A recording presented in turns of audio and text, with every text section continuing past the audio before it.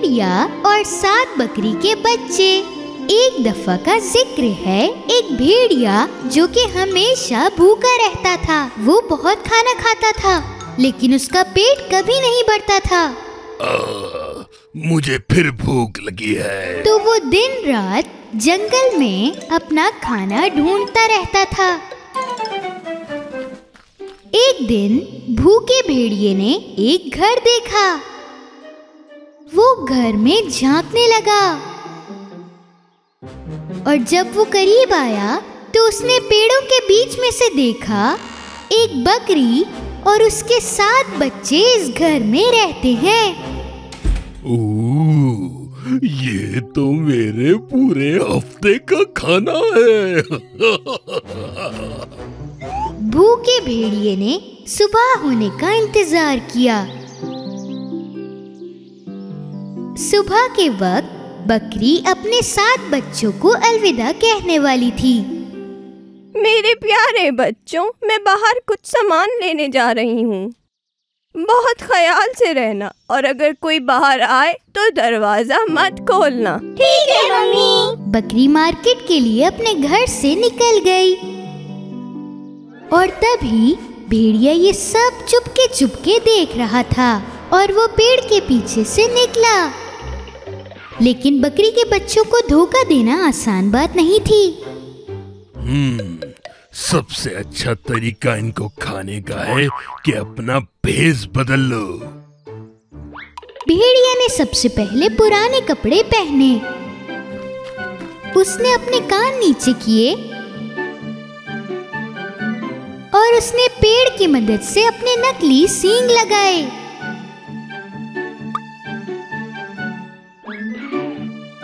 फिर उसने अपने पैर आटे से भर लिए और उसने एक जगह से एप्पल पाई चुरा लिया। और मैं अपनी आवाज को भी चेंज कर लूंगा, उनकी दादी माँ की जैसी आवाज बनाऊंगा। भेड़िया बकरी के घर पे आया और दरवाजा खटखटाने लगा। बकरी के बच्चे जल्दी से दरवाजे की तरफ भागे। उनमें से एक तो दरवाजा खोलने ही वाली थी, लेकिन दूसरों ने उसे रोका। रुको, तुम्हें ऐसे दरवाजा नहीं खोलना चाहिए। तुम्हें पूछना चाहिए कि बाहर कौन है। कौन है? ये मैं हूँ प्यारी बच्चियों, तुम्हारी दादी। मैं तुम्हें पार्क ले जाने आई हूँ। हमारी दादी अम्मा तो बहुत दूर रहती हैं। तुम वो नहीं हो सकती। ओह, ये बहुत लंबा सफर तय करके आई हूँ मैं।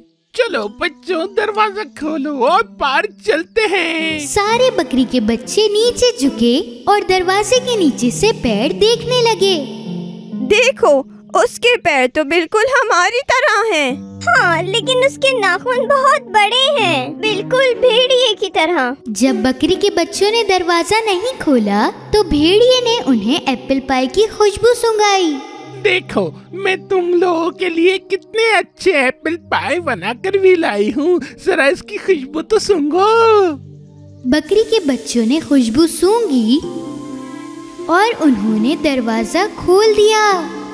कोई भी नहीं समझ पाया कि वो एक भेड़िया है जिसने कपड़े पहने हुए हैं। चलिए दादी अम्मी, जल्दी से पार्क चलते हैं। हम वापस आकर एप्पल पाई खाएंगे। बकरी के बच्चे और भेड़िया चलने लगे। बहुत भूख लग रही है, अब तो रहा नहीं जा रहा। जब भेड़िया चल रहा था तो उसके कपड़े पेड़ की टहनी में अटक गए। भेड़िए के कपड़े उतर गए और बकरी के बच्चे ये सब देखकर हैरान रह गए। जब उन्होंने भेड़िए को देखा, ये भेड़िया है, भागो, भागो, ये भेड़िया है, भागो, भागो। जब भेड़िया समझ चुका था कि वो पकड़ा गया है तो वो वापस पहले जैसा बन गया और वो बकरी के बच्चों को पकड़ने लगा।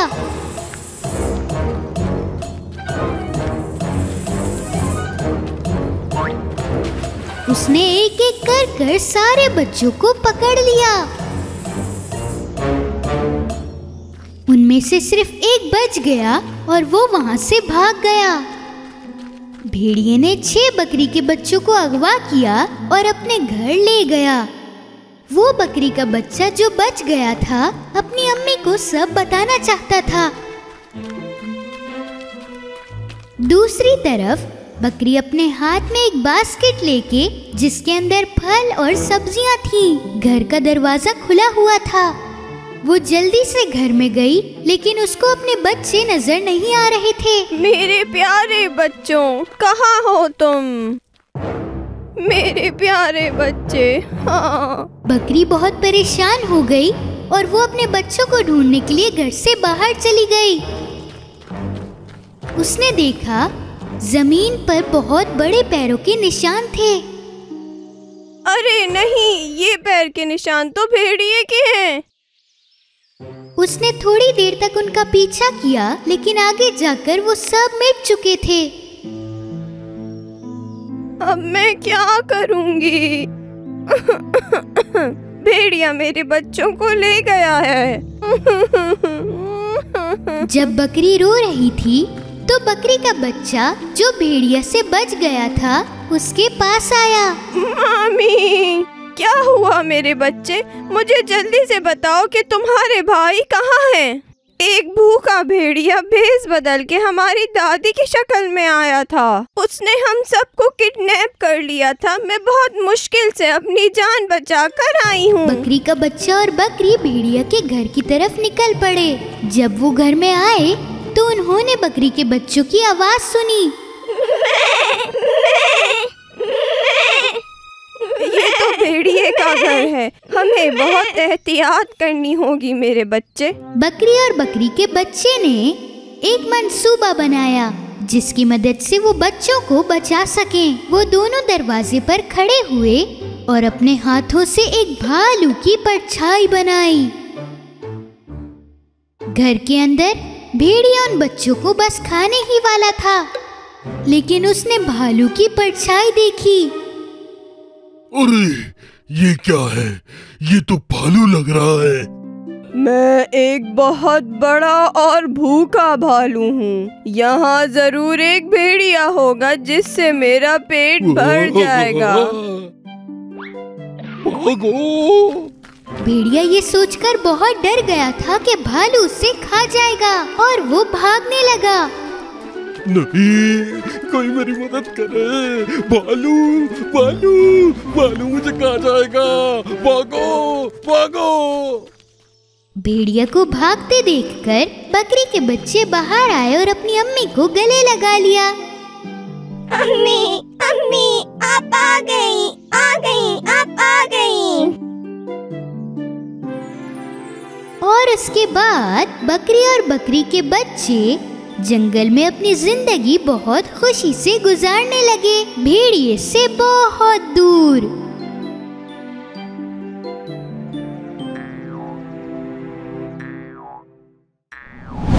नदी किनारे एक घने जंगल में एक भेड़िया रहा करता था। एक खूंखार भेड़िया जो बहुत ही भूखा था। इसी दौरान अचानक उसकी नजर 3 पिगीज पर पड़ी। अब भेड़िया इस ताक में था कि कब उसे मौका मिले और वो पिगीज को खा जाए। सबसे बड़ा पिगी बहुत ही लालची और पेटू था। वो हमेशा अपने भाई का खाना खा लेता था और उसे अपना खाना नहीं देता था। हे, ये सेब मेरा है। मैं इसे अपने लिए रख रहा हूँ। एक लालची पेटो बेग, मैं अच्छी तरह जानता हूँ तुम्हें कैसे पकड़ना है। और खूंखार भेड़िए ने उस लालची पिगी के मनपसंद सेब जंगल के रास्ते में फैला दिए और पिगी के लिए छुपकर एक जाल बिछा दिया। जब तुम ये सेब खाने आओगे तो तुम्हें खाकर मेरा पेट भर जाएगा। लालची पिगी जंगल के पूरे रास्ते में अलग अलग तरह के सेब देखकर खुश हो गया। उसने देखा कि यहाँ तो तरह तरह के सेब बिखरे पड़े हैं। मेरा पसंदीदा फल।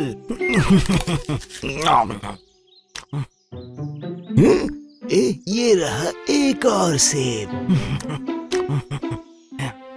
क्या? यहाँ तो बहुत सारे सेब हैं। इससे पहले कि मेरे भाई देख ले, मैं सारे ले लेता हूँ, क्योंकि ये सारे मेरे हैं। सारे मेरे हैं। जैसे ही लालची पिगी ने आखिरी सेब उठाने की कोशिश की, भेड़िए ने चालाकी से जाकर जाल की रस्सी खींच दी और एक बड़ा सा जाल आकर पिगी पर गिर गया। बड़े पिगी ने बहुत कोशिश की, लेकिन उस जाल से निकल नहीं पाया। मदद करो, मेरी मदद करो, ये क्या हो रहा है? तुम मेरे जाल में फंस चुके हो। अब मैं तुम्हें घर ले जाकर खूब मजे के साथ खाऊंगा। और उसी दौरान बाकी दोनों भूखे पिगीज ने अपने भाई की आवाज सुनी। मेरी मदद करो, मुझे जाने दो, मेरी मदद करे कोई। वो आवाज सुनकर तेज तेज जंगल की तरफ भागने लगे और उन्होंने देखा कि जिसे खूनखार भेड़िया पकड़कर ले जा रहा है वो उनका लालची भाई है। भाई को लाजमी बचाना होगा हमें। मगर मैं इतनी बहादुर नहीं हूँ, मुझे भेड़ियों से डर लगता है। मगर छोटे पिगीज ने बिना खौफ खाए अपने भाई को बचाने का फैसला किया। खूनखार भेड़िया एक वजनी पिगी को उठाकर अपने घर तक लाने से थक गया और इसी थकावट की वजह से वो भेड़िया सो गया। आ गए हम। क्या वहाँ है कोई? आहिस्ता बोलो, वरना भेड़िया उठ जाएगा। दोनों पिगीज ने अपने भाई को बचाने के लिए भेड़िए को धक्का देने की कोशिश की, मगर नाकाम रहे क्योंकि वो कमजोर थे।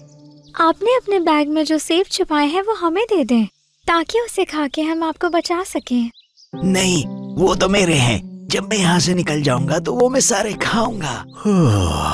पिग्स का शोर आ रहा है। इनकी आवाज मेरे ख्वाब में भी आ रही है। इन सबको खा जाऊंगा मैं, एक एक करके। हम जा रहे हैं, आप इस भेड़िए के साथ यहीं रहें। लालची पिगी आखिरकार सेब देने के लिए राजी हो गया। ओके, रुको, नहीं, ऐसा करता हूँ, ये सब ले लो, लेकिन ये मैं एक अपने लिए रख लेता हूँ। और भी दे। ओके, रुको, सब दे देता हूँ।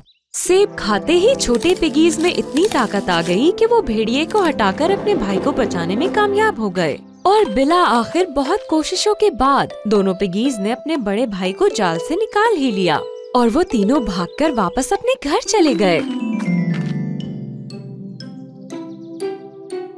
और जैसे ही खूनखार भेड़िया अपनी नींद से जागा, उसे ये देखकर बहुत गुस्सा आया कि लालची पिगी भाग निकला। मेरा खाना किसने चुराया? और बिला आखिर उस लालची बड़े पिगी को ये बात समझ आ गई कि दूसरों का खाना चुराकर खाना गलत बात है। सिर्फ इतना ही नहीं, उस दिन के बाद से वो अपना फेवरेट खाना दूसरों से शेयर करने लगा, यहाँ तक कि अपने सबसे फेवरेट कलरफुल एप्पल्स तक भी अपने भाइयों से शेयर किए। एक जमाने का जिक्र है, जंगल के बिल्कुल कोने में सुनहरे बालों वाली लड़की रहती थी और इस लड़की का नाम था गोल्डीलॉक्स। ये बच्ची इतनी प्यारी थी कि जो कोई भी इसे देखता था वो बस देखता ही रह जाता था। वो खूबसूरत तो थी, लेकिन कई बार वो शरारती भी हो जाती थी।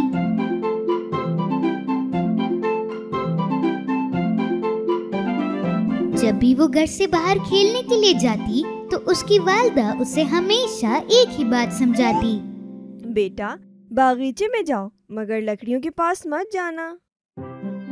गहरे जंगल में एक बहुत बड़े घर में बेयर फैमिली रहा करती थी। एक बड़े दाढ़ी वाले पापा बेयर, उनसे छोटी मामा बेयर और एक छोटा बेयर। मामा बेयर हमेशा नाश्ते में गंदम बनाती थी। एक दिन बेबी बेयर सबसे पहले उठकर अपना खाना खाना शुरू हो गया, लेकिन बदकिस्मती के साथ वो बहुत गर्म था। मम्मा, हमारा खाना ठंडा हो जाए इससे पहले हम वॉक पे चलें। मम्मा, पापा और बेबी बेयर अपना खाना छोड़कर एक वॉक के लिए निकल पड़े। और उसी दिन गोल्डीलॉक्स अपने बागीचे में खेल रही थी और नाश्ते के लिए इंतजार कर रही थी। और वो एक ही जगह पर खेल खेल कर बहुत बोर हो चुकी थी, तो उसने सोचा कि क्यों ना लकड़ियों के पास जाया जाए। क्या हो जाएगा अगर मैं वॉक पर चली जाऊंगी तो? उसने इधर उधर देखा और देखा कि कोई नहीं है, तो वो जंगल की तरफ भागने लगी। जब वो थक गई तो वो रुक गई और उसने इधर उधर देखा। कितना प्यारा जंगल है, इतने प्यारे फूल, पेड़, मैं इससे पहले यहाँ पर क्यों नहीं आई? वो जंगल की गहराइयों में जाने लगी और दूसरी तरफ अपनी फैमिली के साथ जाते हुए बेबी बियर ने शहद की मक्खियों का छत्ता देखा। ये देखो, ये कितना बड़ा है, इसमें जरूर बहुत शहद होगा। पापा, हम क्या शहद खा सकते हैं? नहीं मेरे बेटे, ये शहद की मक्खियों का घर है, हमें उन्हें परेशान नहीं करना चाहिए। हम किसी के घर जाके ऐसे खाना नहीं ले सकते, ये सही नहीं है। चलिए ठीक है, मेरे ख्याल से हमें घर जाके नाश्ता करना चाहिए। दूसरी तरफ गोल्डीलॉक्स चल चल कर बहुत थक चुकी थी। आखिरकार वो खो गई। उसने पीछे जाना चाहा, लेकिन उसे रास्ता याद नहीं था। वो बहुत भूखी हो गई।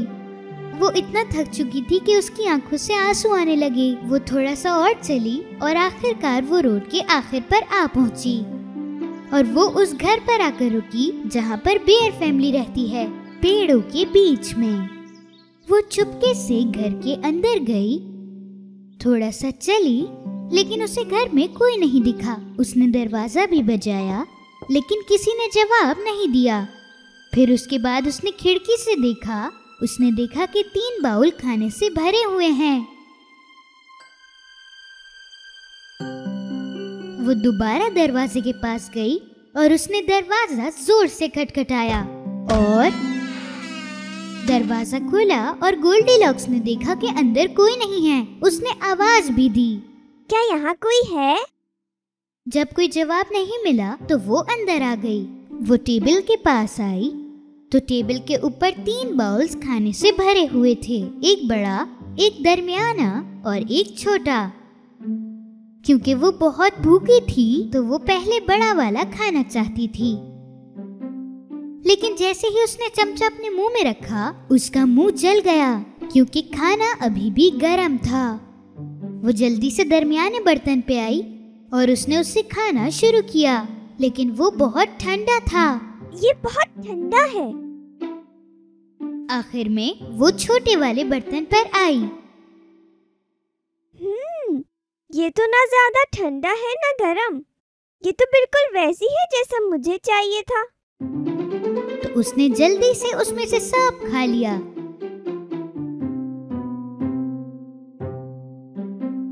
जब वो खाना खा चुकी थी तो वो चाहती थी कि वो उन तीनों कुर्सियों में से किसी एक कुर्सी पर बैठ जाए। उन तीनों कुर्सियों में से एक थी बड़ी, एक थी दरमियानी और एक थी छोटी। सबसे पहले गोल्डीलॉक्स ने सबसे बड़ी वाली पर बैठने की कोशिश की, लेकिन वो उसके ऊपर चढ़ ही नहीं पा रही थी। उसने दरमियानी पर बैठने की कोशिश की, लेकिन ये बहुत सख्त थी और सुकून नहीं दे रही थी। आखिरकार वो छोटी कुर्सी पर बैठ गई। ये बहुत नरम थी और गोल्डीलॉक्स के साइज की थी, लेकिन अचानक कुर्सी 4 टुकड़ों में हो गई। एक बहुत तेज आवाज के साथ गोल्डीलॉक्स ने अपने आप को नीचे पड़ा हुआ पाया और वो समझ नहीं पा रही थी कि क्या करूं। फिर वो दूसरे कमरे में गई और देखा कि वहाँ 3 बेड थे, एक बड़ा, एक दरमियाना और एक छोटा। पहले वो बड़े बिस्तर पर गई। ये उसके लिए बहुत बड़ा था और बहुत सख्त भी था। दूसरा वाला उससे थोड़ा सा बड़ा था, लेकिन बहुत नरम था। तो वो तीसरे बेड पर आकर लेट गई। ये गोल्डीलॉक्स के साइज का था और बहुत आराम दे रहा था और इतना नरम था कि गोल्डीलॉक्स जल्दी से सो गई। जब गोल्डीलॉक्स सो रही थी तो बेयर फैमिली वापस घर आ गई। पापा बेयर अपने साथ थोड़ी लकड़ियाँ लाए जो कि चिमनी के लिए थी। मामा बेयर फ्रेश बेरीज लाई और बेबी बेयर अपना खाना खाने के लिए इंतजार नहीं कर पा रहा था। जब वो घर पर आए, वो सीधा टेबल पर बैठ गए। पापा बेयर ने अपने खाने पर देखा और वो बहुत गुस्सा हुए। किसी ने मेरे खाने को हाथ लगाया है। मामा बेयर ने भी अपनी प्लेट पर देखा। किसी ने मेरा खाना भी चखा है। और जब बेबी बेयर ने अपनी प्लेट पर देखा तो वो रोने लग गया। अरे मेरा खाना तो किसी ने खा लिया। अब मैं इतना भूखा हूँ, अब मैं क्या करूँ?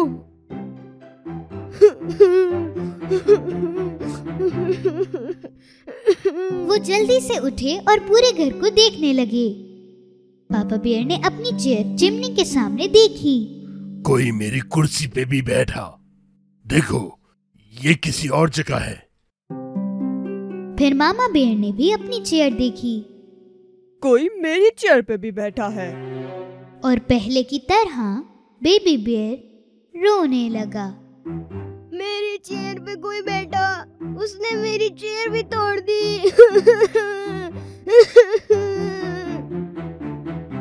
बेयर फैमिली तंग आकर अपने बेडरूम की तरफ निकल गए।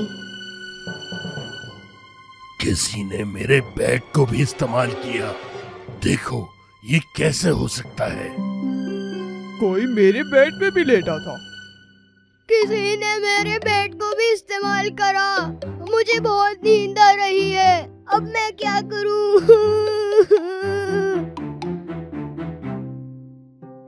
पापा बेयर बेबी बेयर के बेड के पास आए और उन्होंने देखा कि वाकई में कोई अभी भी सो रहा है। हल्के से ब्लैंकेट हटाया और वो बहुत हैरान हुए देखकर कि एक छोटी लड़की सो रही है। ये छोटी सी बच्ची आखिर हमारे घर में कैसे आ गई? पापा, आप इस लड़की को फौरन मेरे बेड से हटाएं। बेबी बेयर की रोने की आवाज से गोल्डीलॉक्स उठ गई और उसने देखा कि पूरी बेयर फैमिली उसके सामने खड़ी है और वो जल्दी से भागने लगी। वो घर से बाहर निकली और बगैर पीछे देखे भागने लगी। उसको सांस नहीं आ रही थी, लेकिन वो फिर भी भाग रही थी और उसे जाने का रास्ता तक नहीं पता था। और उसी वक्त उसने देखा कि उसके घर वाले उसे बुलाने आ रहे हैं। जब वो घर नहीं आई तो वो बहुत परेशान हो गए थे।